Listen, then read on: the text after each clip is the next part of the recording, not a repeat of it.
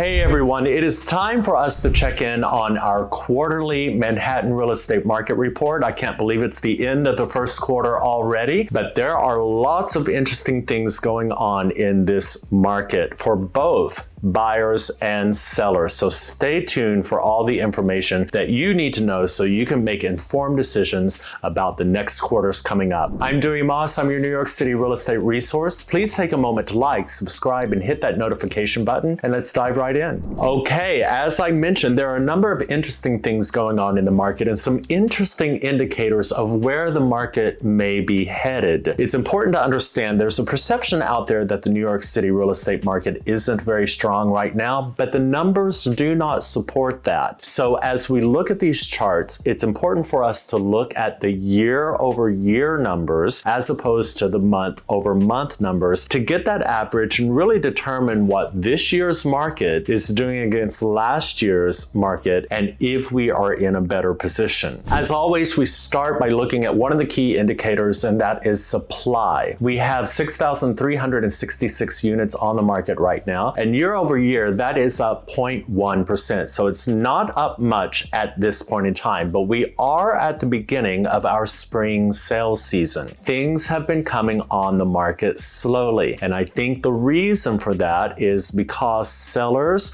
are hesitant about getting their full and optimal asking price. However, there are buyers out there. They are actively looking, and there are going to be more buyers as the interest rates settle. So we are expecting that there's going to be quite a bit more inventory coming on a little bit later in spring than usual. Usually by March, we would have seen things. Our contract activity is always heaviest in April, May, and then starts waning a little bit in June. But it'll be very interesting to see in the coming weeks how much inventory is coming on in the market, and if at the end of the next quarter, we've actually gone up much higher than the 0.1 year-over-year percentage that we're seeing right now. Contracts in the last 30 days were at 1,063 contracts, and that is up 7.8% from last year. Contract activity was tight last year. So no matter what may be happening with supply, we are seeing a great deal of liquidity. It is up by quite a bit. And I think that at the beginning of the spring season, again, as we move through this spring season, we're going to see those contract activities continue to go up. So it is shaping up to be a very interesting contract season. If things keep going into contract, more sellers will see that activity, more inventory will come on. You may be beginning to understand that I'm saying there may be some recovery here beginning to happen in the Manhattan real estate market. We're really in a neutral and improving market when it comes to contract activity and liquidity right now. If you look at the chart in 2021, you'll see some highs. In 2020, you'll see the lows. So you can see we're sort of right there in the middle in terms of liquidity, but it is improving, and those year-over-year numbers are certainly an indicator of where the market is going to go this year. The next thing we look at is the market pulse. Now, a market pulse is a measure of supply versus demand, and it spits out a number, and if that number is above zero, it is a seller's market. If it's below zero, it's a buyer's market. We are at 0.7 right now, and while that is technically a seller's market because it's above zero, it's not a booming seller's market. Again, if you look at this chart, you're going to see those really highs going up to the 3s, 4s, and 5s, and you're going to see the really lows going to the -3, 4s, and 5s. Those are the time periods that we can say we are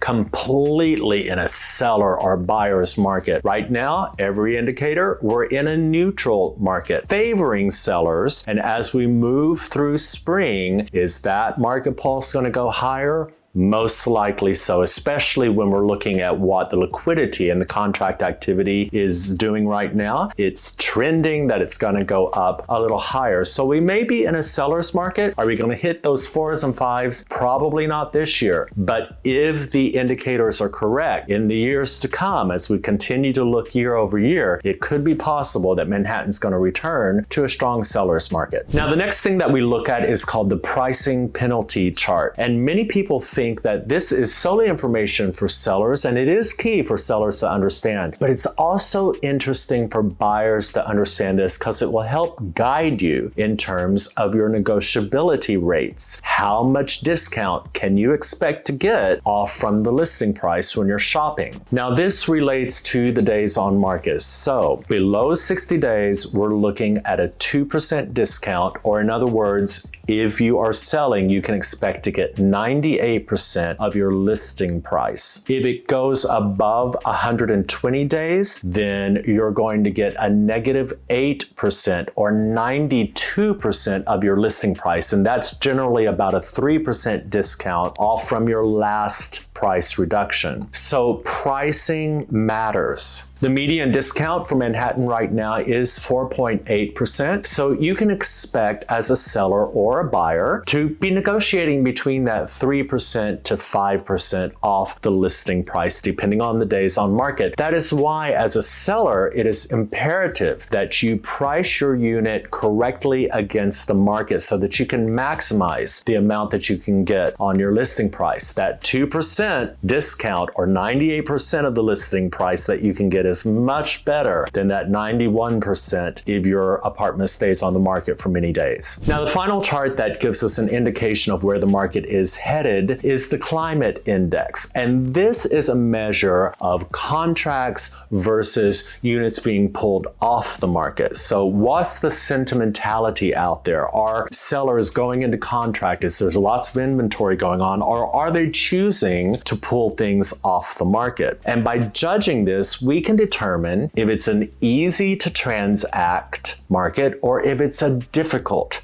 to transact market. You can see the green line there indicates that it is an easy market. The blue line indicates that it is a challenging market. Now, right now we're down 1.4% year over year, but look at where we are between those two different lines, right? We are right there in the middle, trending toward that green line. It is certainly not an easy market. I keep using the word that it's a neutral market, but we're definitely far away from it being a challenging market. So we are once again in a neutral market, trending toward that green line. And certainly again, we're early in spring. So we're going to keep measuring how much inventory comes on, what the supply versus demand is, how many people leave their units on the market. And I suspect that all these numbers will change for the positive as we move through the spring season. Now, as always, this is Manhattan-wide data. And thanks to our friends over at Urban Digs who supply this terrific data for us to analyze. It is very neighborhood specific when you're looking at what you need to do depending on where you're living or where you're planning on buying. The numbers may be up, they may be down. You always need to look at the building because we're a vertical market in Manhattan, and then the neighborhood to really determine what you may or may need to do with any given neighborhood. Now, my opinion on being in a neutral market is that deals can be done, and deals are being done. We see that in the contract activity. It may not be the optimal price that you want to sell your unit for, and that's a personal choice. If it works for you, you sell. If not, you may need to wait a little bit. It may not be the optimal price that you want to pay for a unit, but it's going to be